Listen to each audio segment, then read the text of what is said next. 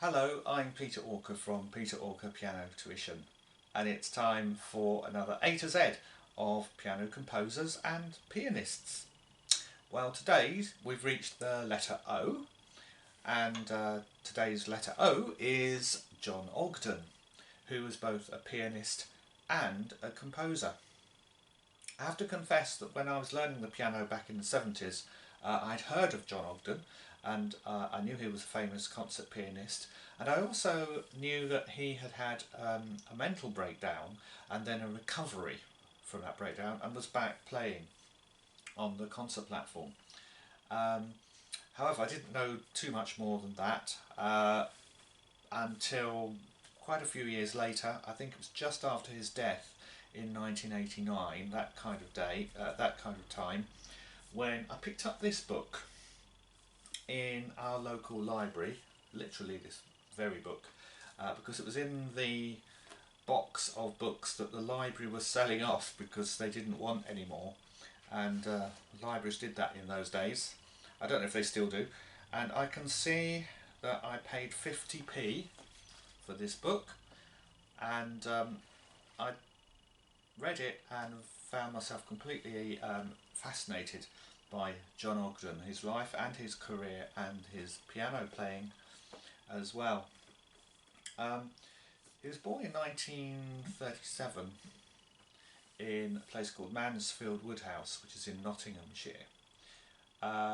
But he was educated at Manchester Grammar School, and then his piano playing was really a prodigy, fantastic piano player as a young boy, and he studied at the Royal Northern College of Music, which is in Manchester, and formed an alliance with some other students who went on to become very well known, very well respected musicians and composers.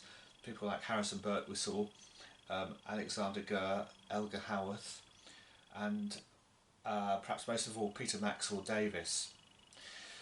Well, they formed a group called New Music Manchester, and for quite a long while he was part of that group and specialised in quite avant-garde, uh, very difficult music. However, it was really in the romantic piano repertoire that he really left most of his best performances on record.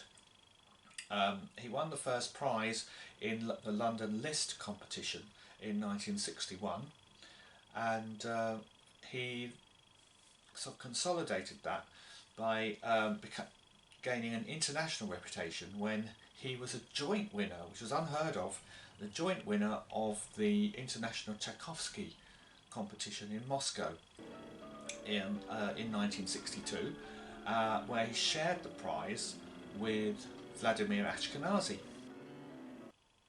Well, following his success at the International Tchaikovsky competition, John Ogdon became much sought after as a recitalist, and he was doing concerts pretty much every day of the week, somewhere in the UK or worldwide. And he also made lots and lots of recordings, which are still available, and include great performances of works by people like Rachmaninoff and Scriabin. At the time, he was beginning to feel the pressure of work, and he started to get the first symptoms of mental illness. And at first, it was thought that it may have been brought on by stress, but things got worse and worse. He tried to relieve the stress a little bit by moving to America for a while and working as a teacher at a university over there, Indiana University. That didn't really quite work out very well. Even though he was clearly quite a strong man physically, the mental breakdown that he suffered was catastrophic, and it was believed at the time that he was suffering from schizophrenia or affective schizophrenia disorder. he was also diagnosed with a type of bipolar as well, and he suffered quite a few quite disastrous psychotic episodes and ended up in mental hospitals, Maudley Hospital in London, for instance, and really his life as a touring musician was curtailed at that point. Over the years, though, he did begin to recover, and not long before his death, he did continue then, or restart his performing career.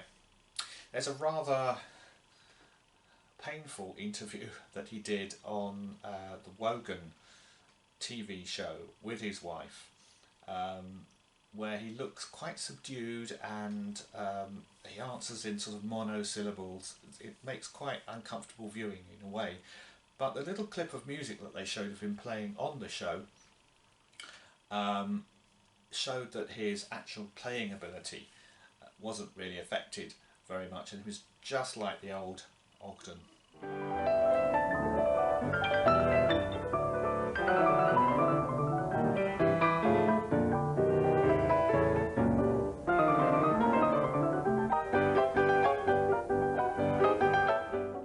Sadly, the recovery was kind of short-lived because he died in 1989, and but has left this amazing legacy of recordings, and there are bits of film as well that you can find. If you search for John Ogdon on YouTube, you'll find quite a lot of material.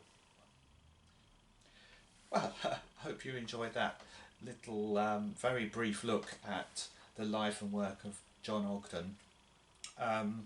I can recommend actually this book, Virtuoso. It's by Brenda Lucas Ogdon and Michael Kerr. I think it's still in print. And there's also a more recent biography of him, which is simply called Piano Man, A Life of John Ogdon, and it's by Charles Beauclerk. I've read that one too, and that is even more detailed than that one, but both books are very, very well written, and very worth exploring and quite fascinating. On YouTube there's also a South Bank show, I think it's still on there, that you can watch, and that has interviews with John Ogdon as well before he died, so that's also very interesting and very useful to watch. Well, I hope you enjoyed this, and if you did, just give us a like and a share, and if you're interested in having piano lessons with me, Peter Orker Tuition, Piano Tuition, then do get in touch, either through my website peterorker.net, or you can book lessons actually through the Facebook page. So maybe I'll be seeing you online in a lesson. I'm still teaching by Zoom. So that's it for today, and have a good week, and I'll see you on the next one. Take care. Bye bye.